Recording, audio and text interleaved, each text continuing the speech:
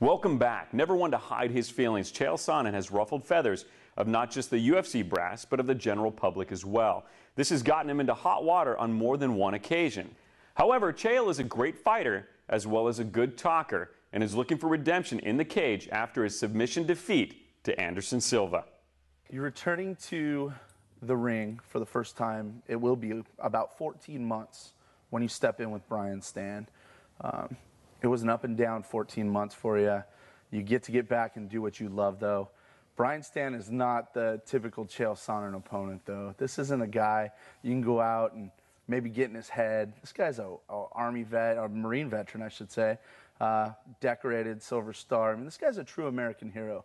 You are all about America as well. It's going to be tough to go out and maybe try and get in this guy's head, isn't it? Well, you know, I don't do any of that. I hear that said about myself, but I don't manufacture conflict. If I don't have a problem, I don't manufacture one. There's some guys that I've been on the docket with that I just don't like, and I let that be known. But there's also some guys that I really do like, from, you know, that I had to match up with, from Okami to Marquardt to Brian Stann. Brian was a extra uncomfortable match because we had just got done setting up to fly out and train together for our upcoming opponents. So that news really hit us from out of the blue. But again, you know, I don't manufacture conflict. If I don't mean it, I won't say it. You've said a lot of stuff, and you weren't always this guy who was outspoken. You kind of were just a middle of the road, middleweight, light heavyweight guy, and all of a sudden you turned into Chael Sonne we all know and love. What was that? What was that kind of journey like to get to this point? Well, you know, I never felt like I ever changed, even in, as you put it, to be outspoken. I never felt like I ever changed, but I also didn't have much of an audience before, until maybe the camera finally found you? Yeah, until you work your way up the card, until you get some of those promotional opportunities. You can't get heard no matter what your voice is. So, and everything's different now, too. Back when I was in college, the email came out while I was in college. We didn't have email. And now all of a sudden you've got these social networking sites and things like Twitter, for example, which the UFC and Dana White specifically have greatly embraced. So it's pretty easy to get messages out there if you have something that you want to say. But I don't feel like I've ever changed, but some of my opportunities to be heard have gotten bigger. I remember the first time I saw you fight was at an event called the Revolution Fighting Championship, I think is what it was, in Las Vegas. I think it was 2001, and there were some issues with guys getting paid there. And I remember talking to Matt right after. He's like, yeah, Chael said he got paid. You were outspoken because a lot of guys were very upset, and it wasn't the popular thing to say, like, oh, yeah, I got paid, everything's good. But you did come out and say it then. There was no one really watching. But, do you just feel you always are going to say what's true to your heart? I mean, never going to really try and sell things? Because there's a lot of people who believe this is a giant act. Yeah, I'm not in on the selling side of things. There's a few guys that are actually, they're in on the pay-per-view. You got a guy like Brock Lesnar, Quentin Jackson. There's a few guys who actually have an interest in selling a match. I don't like that. I don't even like the concept. I don't even like to say it as we sit here now, because I feel it's dishonest. I feel if you are trying to get somebody to purchase something from you, even if it's a fight, and you misrepresented why it is you're fighting or what the conflict is, I just find that's dishonest, And Brian and I, again, to use your word, of selling a fight, we don't have to have a conflict to sell a fight. It's a #1 contenders match. Whoever wins this bout is going to fight for the world title, and that is, again, with your word, the selling feature. We don't have to disparage either person to do that. We just find, hey, what is it that's interesting about this match? And that's what it is. The interesting part is the competition itself, as opposed to maybe the build-up before it. But, I don't get into that, and I find it really frustrating when guys do. If you've got something to say and you mean it, say it. But if you don't mean it, don't say it. If I couldn't buy it, I wouldn't growl. When you see a guy sit there and talk about how much he hates his opponent and what he's going to do to him when he gets in the cage, and the other guy's saying the same thing, and then that fight ends and the bell rings and one of their hands gets raised and they walk over and start hugging each other. What do you feel? Well, that can be real. You know, a lot of times you will have animosity with somebody, and there's a camaraderie that forms through that battle. Most wars that have been fought, at the end of the day, you sit down, you work out a treaty, and the two countries continue to work together. So that's not necessarily dishonest, but I do find it frustrating when a guy grabs the microphone and flat out says, hey, I did all this to sell a fight.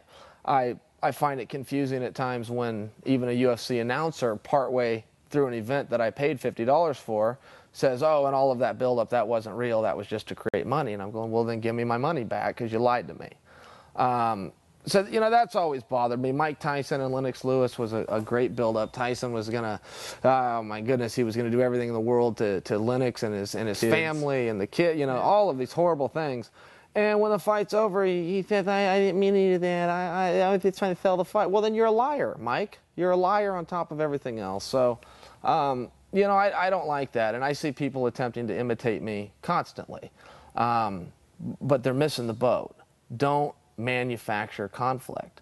If you can get on the docket with somebody you don't like, or you really do want to go compete with somebody, you can have some interesting build-up there. Let people know why. But don't make it up. You're going to be taking on Brian Stann. This fight is, you know, #1 contenders match. You want that shot back at Anderson Silva. Your good buddy Yushin Okami is going to be taking on first. It's got to be a tough one for you. You want to root for Yushin, but you know he's at the end of the line for you should you get past Brian Stann. You know, how do you kind of reconcile that as you guys sit here and train together in Portland? That's not a tough one for me at all. Anderson and I are going to meet up again, whether it's for a title, whether it's just because that fight's going to happen again regardless. Whether I become champ, he's fighting me for the belt. I mean, there's a million different scenarios, but the only thing that I know for sure is he and I will fight again. I have no reservations about putting 100% faith, heart, and confidence into Yushin Okami beating Anderson. Yushin Okami and I will meet again. Again, whether it's for a belt, a contendership, or just because, the three of us will all fight again. And Yushin and I know that full well, and that's fine. As far as Brian Stann goes, I mean, look, the only thing I can guarantee you about that fight is it'll happen. If Brian Stann gets sick or hurt, he will show up and that fight will happen. Whether I get sick or hurt, I will make that walk on October 8th when my music hits those speakers. I will do it every single time. I never lie. I never tell people I'll be there and then not show up. I never tell people I'll do an interview and not show up. I don't like doing all those things, but if I say I'll do it, I'll do it. And I guarantee you, as sure as night follows day, Brian Stann will show up. And people often talk to me about Brian, and they say, how are you going to get in Brian's head? What are you going to do to get in Brian's head? Do you understand? This man went into enemy territory at 122 degrees temperature. He put on 80 pounds of gear and literally fought a tank. What am I going to do to get in his head? Nothing. How you think he's going to be scared of me? He wouldn't be scared of 5 of me.